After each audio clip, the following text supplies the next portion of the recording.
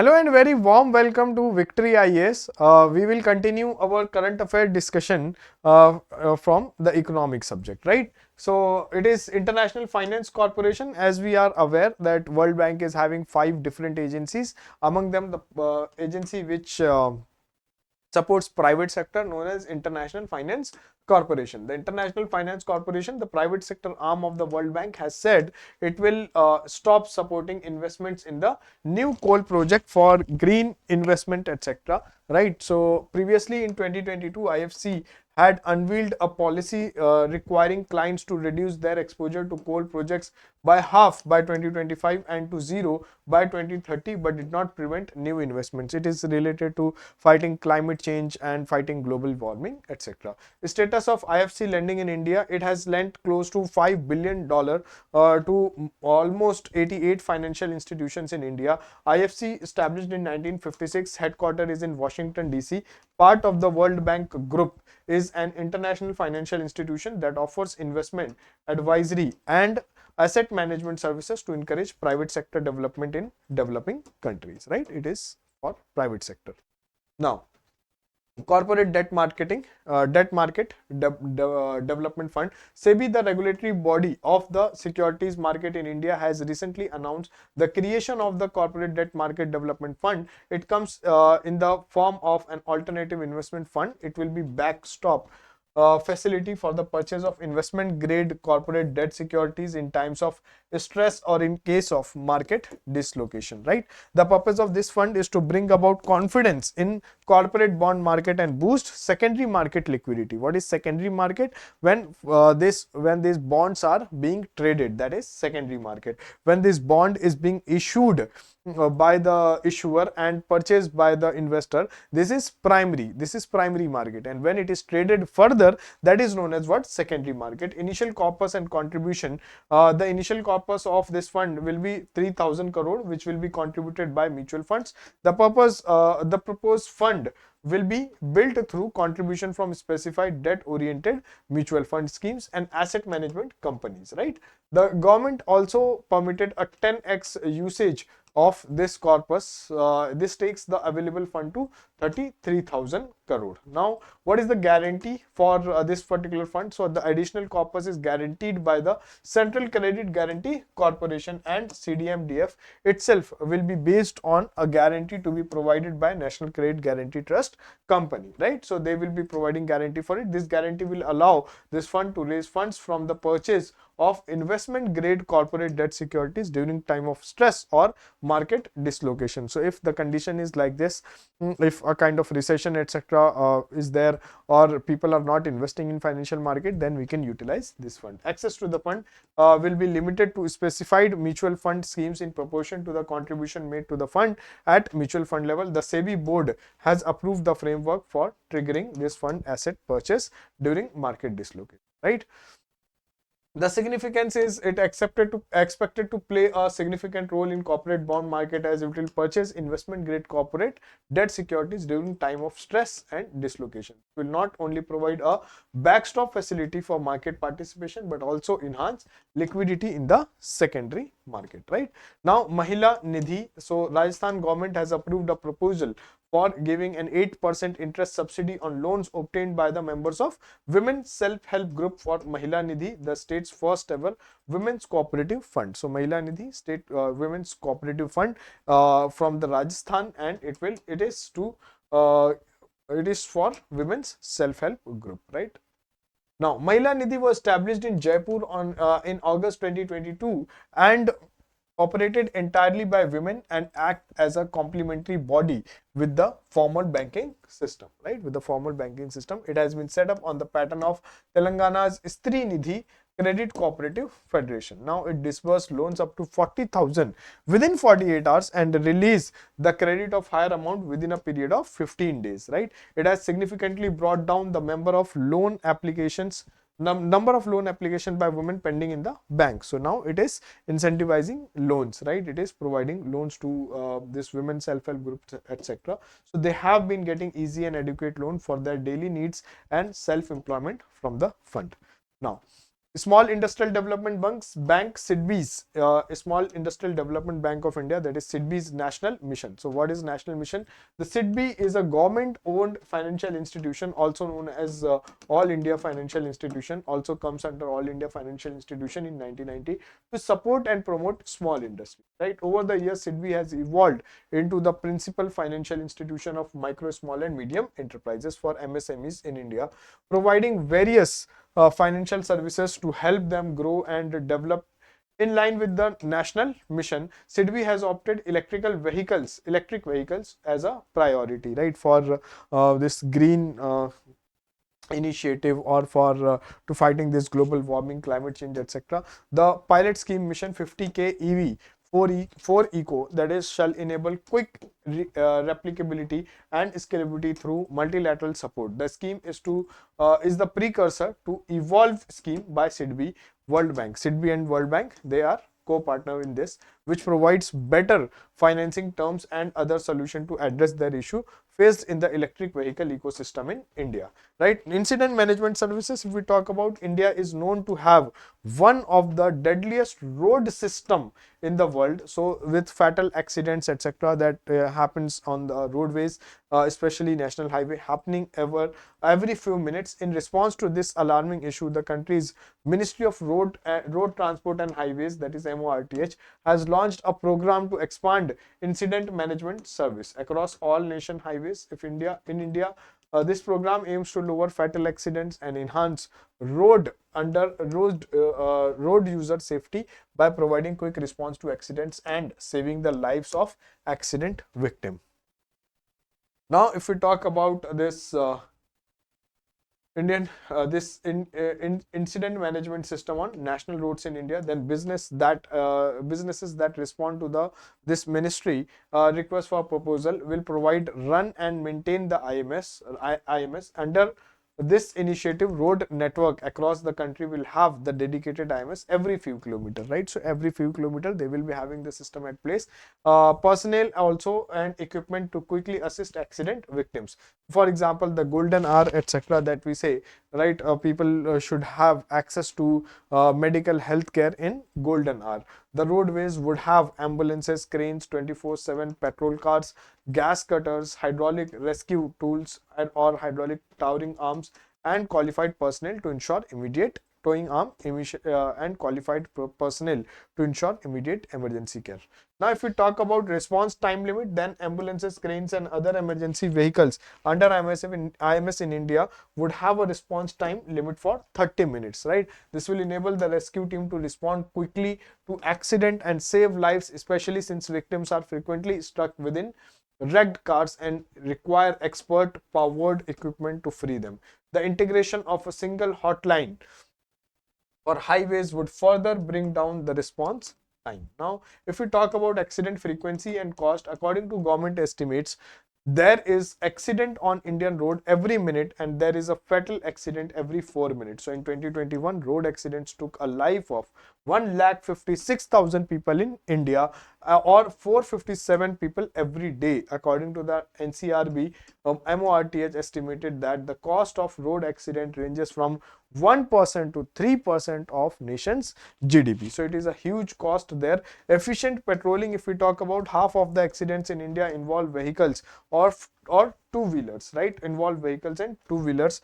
Beside road design related issues, drivers are generally at fault in accident, right? Overspeeding, etc. These are the causes. Efficient patrolling of the IMS providers will minimize the number of traffic accidents and associated deaths. The new IMS system will be used on both national and state routes, ensuring that there is a dedicated IMS every few kilometers. Now, if we talk about standardization of this process to maintain uniformity and eliminate any kind of ambiguity, the specification for ambulance, police vehicles and rescue cranes will be standardized. Also, as a collision rescue team, patrol vehicles and ambulance will collaborate to combine their tasks to provide a more efficient response to a accident, right? This is about IMS, right, for road accidents, etc. Now let's talk about snowball effect.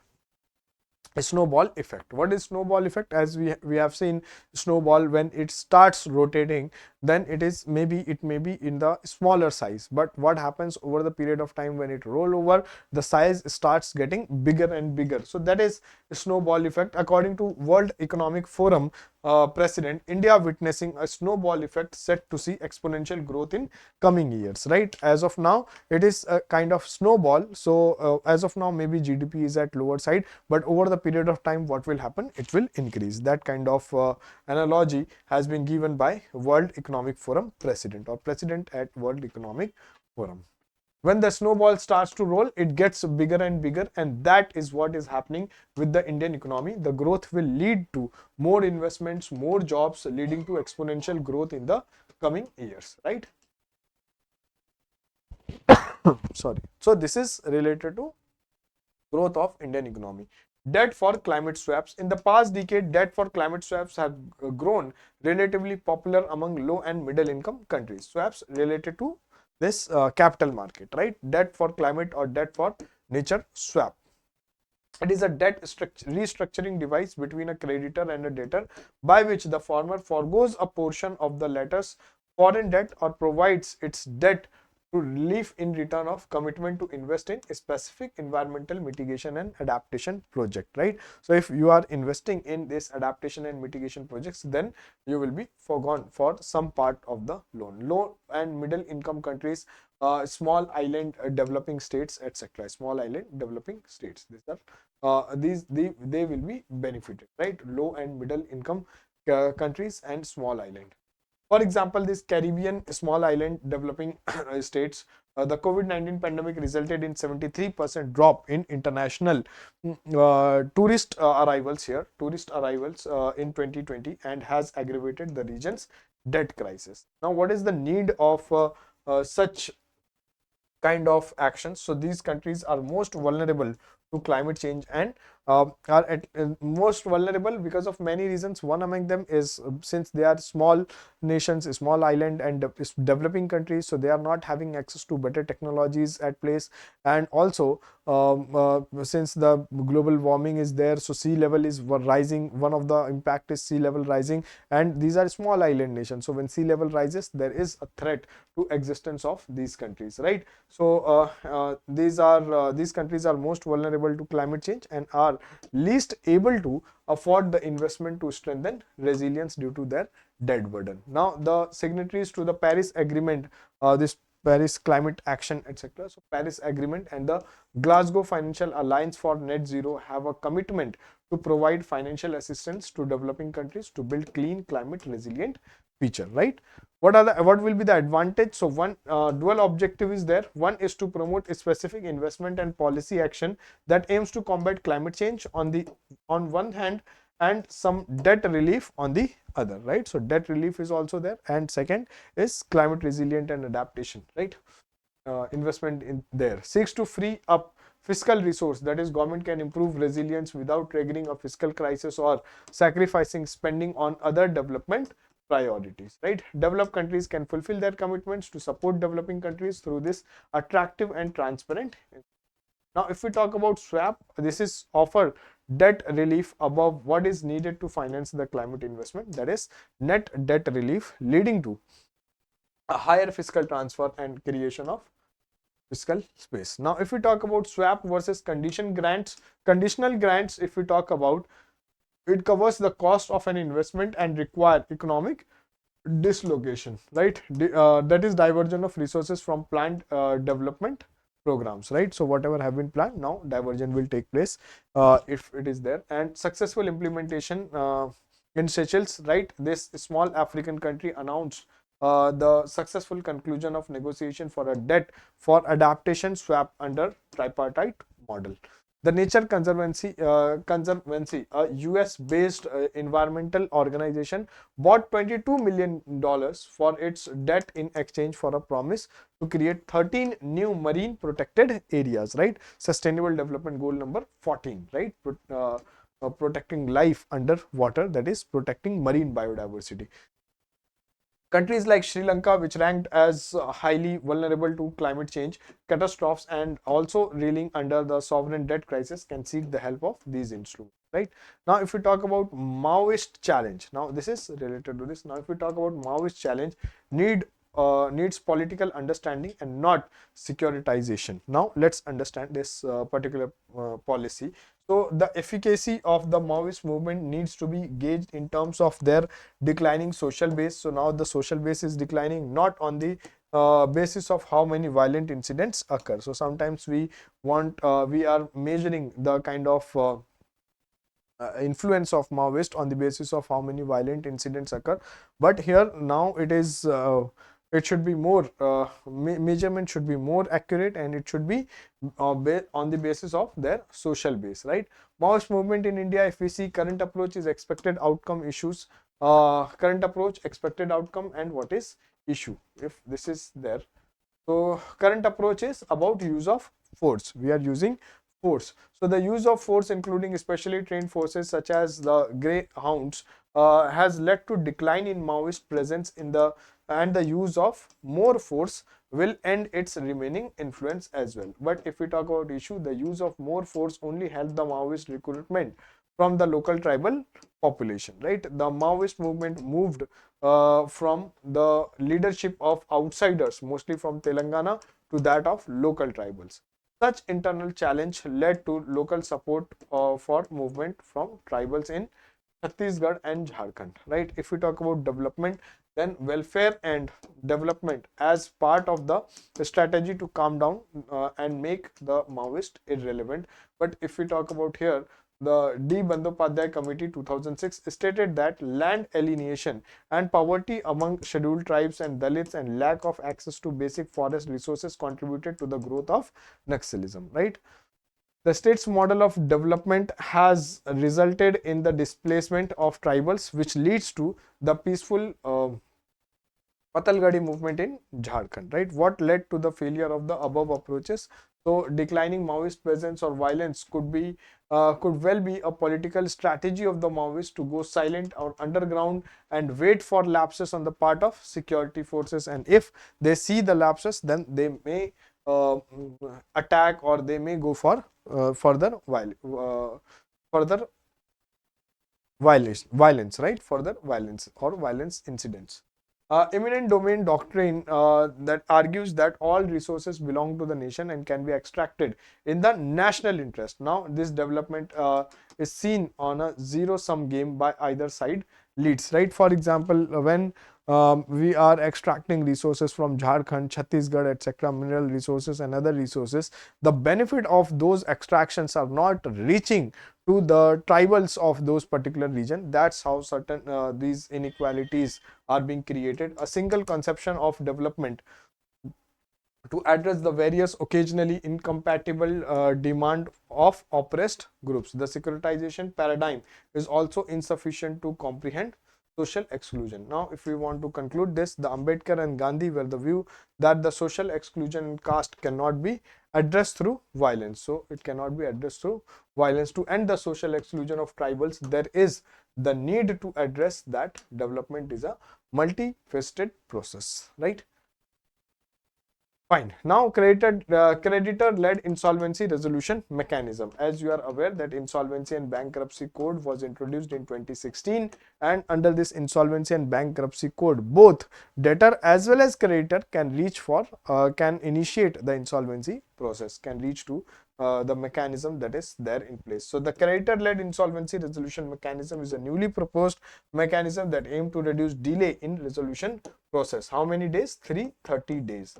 330 days. In 330 days, the plan should be prepared, which have escalated under the current system, causing legal challenges and a shortage of national company law tribunal, that is NCLT benches. As per the Insolvency and Bankruptcy Code, the corporate and insolvency resolution process is mandatory within the maximum of 270 stipulated to resolve corporate bankruptcy. Now, when we talk about the delays, there is considerable delay in filing vacancies at the NCLT, creating a hindrance in resolution process. So, if there is delay in filing, then the entire resolution process gets delayed. Now what happens? Now first what will happen, the entire process, if you are not aware, then what will happen? First, debtor or creditor will initiate this kind of process, right? And what will happen then? Hiring of insolvency professional will take place, and these insolvency professional will have to prepare a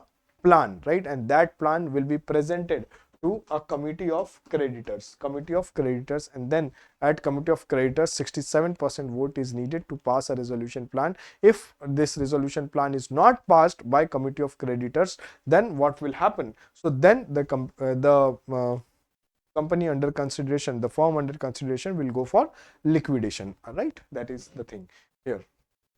So I hope you understand this. Creating a hindrance, the layers of decision making involved in tracking right people and ensuring transparency in their operation and decision making are taking significant time. The Sudhakar Shukla panel to establish regulatory approach for fast track resolution process under the IBC, the Insolvency and Bankruptcy Board of India, that is IBBI, has constituted a panel under Sudhakar Shukla, its whole time member.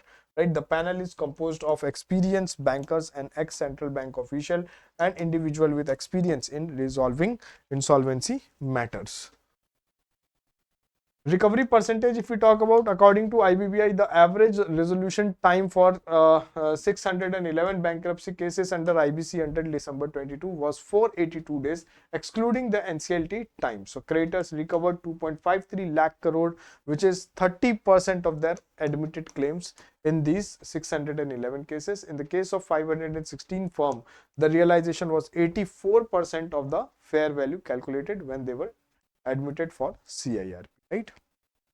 Resolution. Now, next is 100 days 100 pays campaign. The Reserve Bank of India recently announced the launch of 100 days 100 pays campaign on June 1. This campaign aims to trace and settle the top 100 unclaimed deposit in every bank across all districts within a span of 100 days, right? So unclaimed deposits, etc., will be settled. So objective and scope of 100 days 100 pays 100 days 100 pays campaign is, the primary objective of this campaign is to proactively address the issue of unclaimed deposits held by the bank. The campaign specifically target top 100 unclaimed deposit in each bank within every district, aiming for a comprehensive and widespread settlement. By focusing on these deposits, the RBI aim to ensure that the rightful owner or the claimant receive their long overdue funds, right? Now, magnitude of this, how many unclaimed deposits are there? So to understand this, as per RBI's available data until February, public sector banks had transferred a substantial amount of 35,000 crore as unclaimed deposits to the RBI. This staggering amount underscores the significance of addressing the issue promptly and effectively. Now, how we are going this? So we are going for this. So we are using AI tools. So web portal and AI tool enhancement access. In a recent announcement, the RBI revealed its plan to launch dedicated web portal to facilitate the search for unclaimed deposits across multiple banks. This user-friendly portal will be able to will enable individuals to input their details and initiate a comprehensive search for any possible unclaimed deposit. To enhance the search result, the RBI will incorporate certain AI tools. So this initiative is aimed at widening access and improving the information available to depositors and beneficiaries, right? This is about unidentified deposits. Now, how RBI has classified this? So to identify unclaimed deposits, certain criteria are followed. For example, saving or current account that remain unoperated for over a period of 10 years, as well as term deposits, that is, term deposits means fixed deposit, that remain unclaimed for 10 years for the date of from the date of maturity. So they are classified as unclaimed deposit. This classification helps banks and financial institutions to identify and address these dormant forms. So if you are not operating your account since last 10 years, or an FD has been matured and since after maturity 10 years have been passed and nobody has claimed this, so that is under unclaimed deposit. Depositor Education and Awareness Fund, DEA fund, banks transfer the amount of unclaimed deposit to the Depositor Education and Awareness Fund maintained by the RBI. This fund play a crucial role in creating awareness and educating depositors about their right and the importance of actively managing their accounts. Ensuring transparency, display of unclaimed deposits on bank website. It is for transparency with respect to citizens or the depositors. In a bid to maintain transparency and aid the search of unclaimed deposit, banks are required to display the list of unclaimed deposit on their respective website. This step provides depositors with easy access to information and enable them to initiate the process of reclaiming their funds, right? Now one more development we can study here, that is Palikama Sahayak Foundation, right?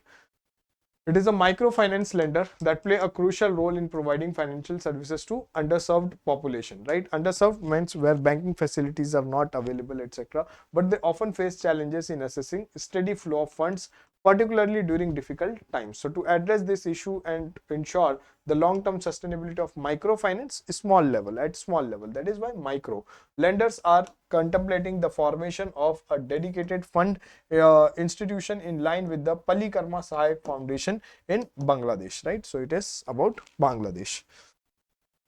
Challenges in mobilizing these funds. So microfinance lenders, especially small and medium sized ones, frequently encounter difficulties in mobilizing funds. So while larger non-banking financial companies or microfinance institutions find it relatively easier to secure funds from banks, or smaller players struggle to access sufficient financing. This disparity creates a funding gap that hinders the growth and stability of the sector. So the role of SIDBI and Mudra Limited in India, right? In India, Mudra is also related to microfinancing only. So in the past, the Small Industries Development Bank of India, that is SIDBI, played a significant role in supporting microfinance lender. However, the focus of SIDBI has diversified, making it challenging to provide dedicated attention to microfinance institution. That is why Mudra Limited is also there. So although Mudra Limited offers loan to non-corporate, non-farm, small and micro enterprises, it does not exclusively cater the needs of microfinance institution. And also one problem is limited access to deposits. Microfinance institution in India primarily rely on funding from banks and financial institutions, facing restrictions on accessing deposits. This limitation poses challenges particularly during times of crisis or natural disaster, when additional funds are required for this client rehabilitation. To overcome hurdle, industry experts suggest the need for a dedicated apex lending institution that complements existing lending institution, right? If we talk about drawing inspiration from Bangladesh with respect to this Pallikama Sahayak Foundation. So if we want to derive inspiration, so the team of India Microfinance Chief Executive recently visited Bangladesh to study its successful microfinance model in Bangladesh. That is, the Pallikama Sahayak Foundation serves as a dedicated institution established by the government to provide debt support to non-profit, not-for-profit micro lenders. This visit inspired Indian leaders to explore the possibility of establishing a smaller institution to bolster the microfinance institution sector in India. If we talk about creating a dedicated funding institution, would ensure a steady flow of funds to microfinance lenders. So this is about creating a dedicated institution, right? Now, if we talk about greenwashing tech sprint, the RBI has opened the application window for firms and innovators to participate in the Global Financial Innovation Network (GFIN) greenwashing tech sprint. Now, the role of this GFIN, or this Global Finance Innovation Network, if we talk about a renowned international organization, they're hosting greenwashing tech sprint comprising regulators and experts from various countries. GFIN is dedicated to fostering financial innovation and addressing critical challenge in financial sector. If we talk about participations, then the tech sprint event provides a unique platform for participants to work alongside regulatory experts, stakeholders, professionals from around the world, facilitating valuable collaboration and knowledge exchange. If we talk about sustainable finance, the central focus of the tech sprint is sustainable finance. As the world increasingly emphasize ESG consideration, it become crucial to develop effective tools that can identify and mitigate the risk of greenwashing. The tech sprint aim to drive innovation in this domain and enhance the credibility of sustainable financial services. Now, hosted by Financial Conduct Authority, the virtual tech sprint will hosted by the Financial Conduct Authority as a leading regulatory body. The FCA ensures the integrity of the UK's financial market and promotes fair and transparent practices. Its involvement highlights the significance of tech sprint and its potential impact on the financial sector. Now, if we talk about objectives of the tech sprint, etc. So see, these are not these much detail is not required, but if we can understand this, the primary objective of tech sprint is to develop robust tool that can help regulators and market effectively tackle the risk associated with greenwashing. Right, this is the thing that we can understand. Right, other things not so important, but if if we talk about this greenwashing, right, so it is misleading marketing that falsely portray positive environmental or social outcomes, right? So positively environmental and social outcomes are being portrayed, but they are false in nature, known as greenwashing, right? So this is related to some aspects of current affair that we have seen, and then further we will see in the next video, right? So thank you very much. Keep tuned, keep yourself tuned at the platform of Victory IAS. We will see some more current updates, right, in this rapid revision program. So see you in the next class. Thank you very much. Bye bye.